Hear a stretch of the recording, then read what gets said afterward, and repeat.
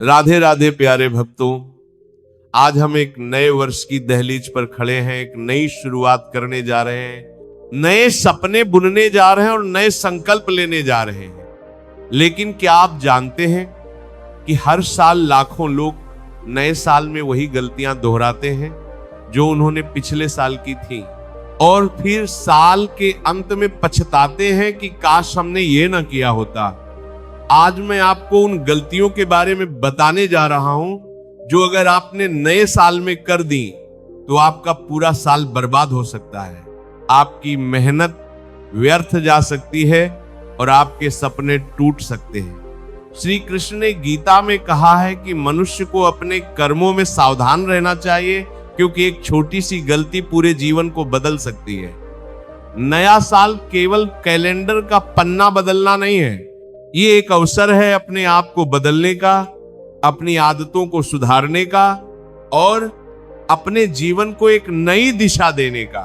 वाराणसी में एक युवक रहता था जिसका नाम विक्रम था। विक्रम बहुत ही मेहनती और प्रतिभाशाली था। उसके पास बड़े सपने थे और बड़ी योजनाएं थीं। हर साल की तरह पिछले साल भी जब नया साल आया तो विक्रम ने बहुत सारे संकल्प लिए।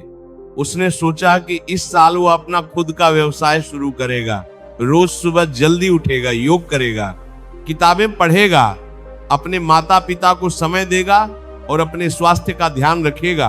पहले कुछ दिन तो सब कुछ ठीक चला, विक्रम उत्साह से भरा हुआ था, लेकिन धीरे धीरे वही पुरानी आदतें वापस आने लगी।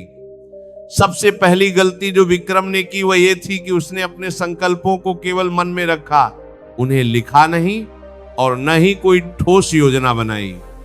जब कोई लक्ष्य स्पष्ट नहीं होता तो मन भटक जाता है और हम वहीं के वहीं रह जाते हैं। दूसरी गलती यह हुई कि विक्रम ने सोचा कि वह एक साथ सब कुछ बदल देगा, सारी बुरी आदतें छोड़ देगा और सारी अच्छी आदतें अपना लेगा। लेकिन जीवन में बदलाव धीरे धीरे आता है। एक साथ सब कुछ बदलने की कोशिश में हम कुछ भी नहीं बदल पाते। तीसरी गलती यह थी कि विक्रम ने गलत लोगों की संगति में समय बिताना जारी रखा। उसके कुछ दोस्त ऐसे थे जो हमेशा नकारात्मक बातें करते थे, समय बर्बाद करते थे और विक्रम को भी अपने साथ घसीटते थे। श्री कृष्ण कहते हैं कि संगति का प्रभाव बहुत गहरा होता है, अगर आप कीचड़ में रहेंगे तो साफ नहीं रह सकते। चौथी गलती यह हुई कि विक्रम ने अपने स्वास्थ्य को नजरअंदाज किया, देर रात तक जागता रहता, गलत खाना खाता और व्यायाम नहीं करता। धीरे धीरे उसका शरीर कमजोर होने लगा, मन में सुस्ती आने लगी और काम करने की इच्छा ही खत्म हो गई।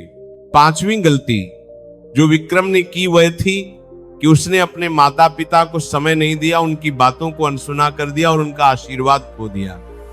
जिस घर में माता पिता की सेवा न हो, उनका सम्मान न हो, वहां लक्ष्मी नहीं टिकती और सफलता नहीं आती।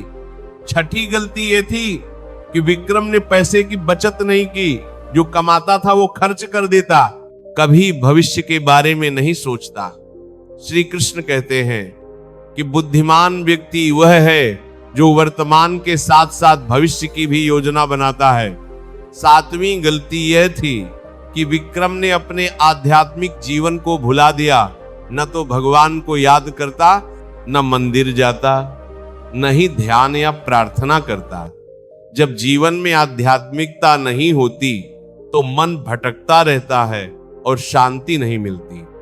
आठवीं गलती यह थी कि विक्रम ने अपने क्रोध और अहंकार पर नियंत्रण नहीं रखा।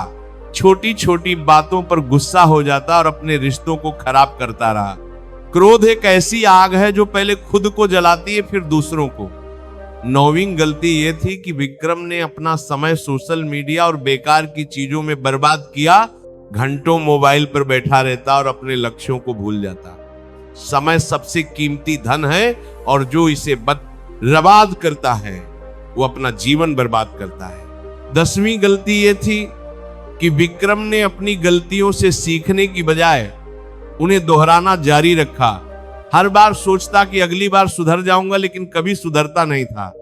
इन सब गलतियों का नतीजा यह हुआ कि साल के अंत में विक्रम वहीं का वहीं था, कोई प्रगति नहीं हुई थी, सपने अधूरे रह गए थे और मन में केवल पछतावा बचा था।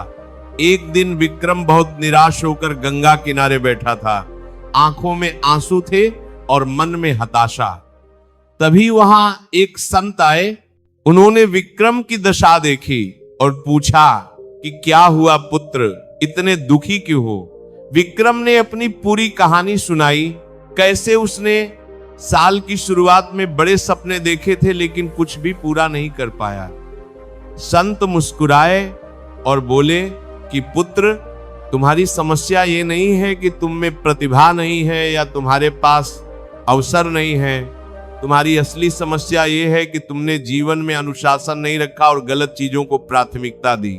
संत ने आगे कहा कि श्री कृष्ण ने अर्जुन को सिखाया था कि जीवन में सफल होने के लिए केवल इच्छा शक्ति काफी नहीं है, अनुशासन, त्याग और समर्पण भी जरूरी है।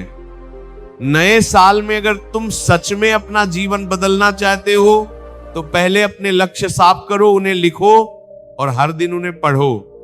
दूसरा, एक साथ सब कुछ बदलने की कोशिश मत करो, एक एक करके छोटे बदलाव लाओ और उन्हें आदत बना लो। तीसरा, अपनी संगति बदलो, जो लोग तुम्हें नीचे खींचते हैं उनसे दूर रहो और उन लोगों के साथ रहो जो तुम्हें प्रेरित करते हैं। चौथा, अपने स्वास्थ्य को प्राथमिकता दो, क्योंकि स्वस्थ शरीर में ही स्वस्थ मन रहता है और स्वस्थ मन से ही महान काम होते हैं। पांचवा, अपने माता पिता की सेवा करो, उनका आशीर्वाद लो, क्योंकि उनके आशीर्वाद के बिना कोई काम सफल नहीं होता। छठा, अपनी कमाई का एक हिस्सा हमेशा बचाओ, चाहे वो कितना भी कम क्यों ना हो, ये आदत तुम्हें भविष्य में संकट से बचाएगी। सातवां, अपने आध्यात्मिक जीवन को मजबूत करो, हर दिन भगवान का नाम लो, ध्यान करो, ये तुम्हें मानसिक शांति देगा। आठवां, अपने क्रोध और अहंकार को नियंत्रित करो, याद रखो कि क्रोध में लिया गया हर निर्णय गलत होता है। नौवां, अपना समय बचाओ, मोबाइल और सोशल मीडिया से दूरी बनाओ, इस समय को अपने लक्ष्यों में लगाओ। 10वां, अपनी गलतियों से सीखो, हर गलती एक सबक है, उसे दोहराओ मत बल्कि उससे सीखो और आगे बढ़ो। विक्रम ने संत की बातें गहराई से सुनी और उस दिन उसने तय किया कि अब वो अपने जीवन को बदलेगा। नए साल की शुरुआत में विक्रम ने एक डायरी खरीदी और उसमें अपने सभी लक्ष्य लिखे, हर लक्ष्य के लिए एक योजना बनाई और हर दिन उस योजना पर काम करने लगा। उसने अपने गलत दोस्तों से दूरी बना ली और उन लोगों की संगति में रहने लगा जो सकारात्मक थे और आगे बढ़ रहे थे। हर सुबह जल्दी उठता, योग करता, स्वस्थ भोजन खाता और अपने शरीर का ध्यान रखता, अपने माता पिता के साथ समय बिताता, उनकी बातें सुनता और उनका आशीर्वाद लेता, अपनी कमाई का एक हिस्सा बचाने लगा और भविष्य के लिए योजना बनाने लगा। हर दिन सुबह और शाम भगवान के सामने बैठता, प्रार्थना करता और अपने मन को शांत करता।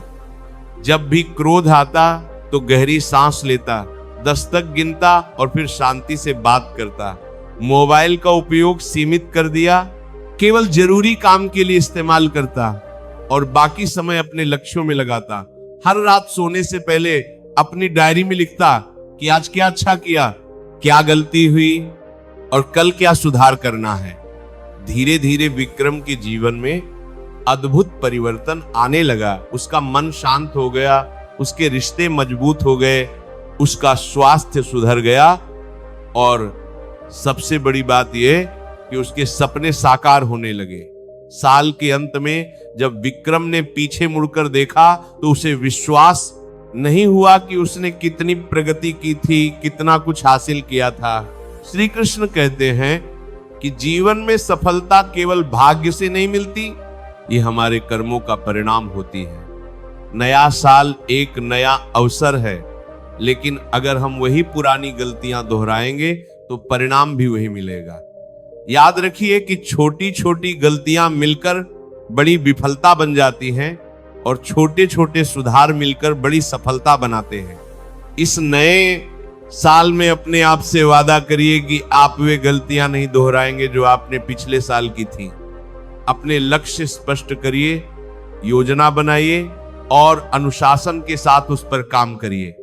अपनी संगति सुधारिए, अपने स्वास्थ्य का ध्यान रखिए, अपने परिवार को समय दीजिए, अपनी कमाई बचाइए, आध्यात्मिकता को अपनाइए, क्रोध पर नियंत्रण रखिए, समय की कीमत समझिए और अपनी गलतियों से सीखिए। अगर आप इन गलतियों से बचेंगे तो ये नया साल आपके जीवन का सबसे खूबसूरत और सफल साल बन सकता है। प्यारे भक्तों, इस वीडियो में इतना ही। वीडियो को लाइक और चैनल को सब्सक्राइब करना ना भूलें।